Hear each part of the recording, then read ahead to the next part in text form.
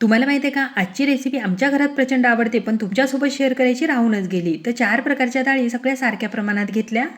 स्वच्छ धुवून घ्यायचं, त्यामध्ये हळद टाकली, थोडंसं मीठ टाकलं, थोडंसं जिरं, 1 चमचा तूप टाकलं आणि पुढची तयारी होईपर्यंत होऊ द्यायचं आहे.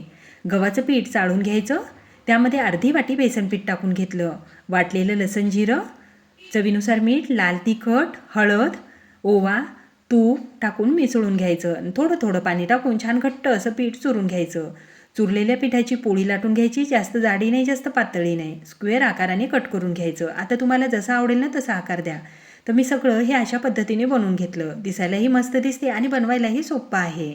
आता हे होईपर्यंत कुकरला 1 शिट्टी झालेली आहे, म्हणजे डाळ बऱ्यापैकी शिजलेली आहे. हे पहा, तयार डाळीमध्ये हे फळं टाकून द्यायचे आणि झाकण ठेवून पुढची तयारी होईपर्यंत होऊ द्यायचं आहे. आता तेलामध्ये जिरं, मोहरी, लाल मिरच्या, वाटलेलं लसणानंतर बारीक चिरलेले टमाटे, बारीक चिरलेली मेथी, कढीपत्ता, चवीनुसार मीठ, लाल तिखट, हळद, धना जिरा पावडर परतून घ्यायचं. झाकण ठेवून होऊ द्यायचं. तोपर्यंत फळंही झालेले आहेत. आता या ठिकाणी मेथी आणि टमाटेही छान असे परतले गेले. तयार फळं त्यामध्ये टाकून द्यायचं. छान एक उकळी काढून घ्यायची. तर थंडीच्या दिवसामध्ये भाज्याही खूप छान भेटते आणि गरमागरम मेथीतले वरणफळं चवीला सुद्धा खूप एक नंबर लागते आणि तेवढेच पौष्टिकसुद्धा आहेत. आता आम्ही तर याला मेथीतले वरणफळं म्हणतो. तुम्ही याला काय म्हणता कमेंट्स करून जरूर सांगा.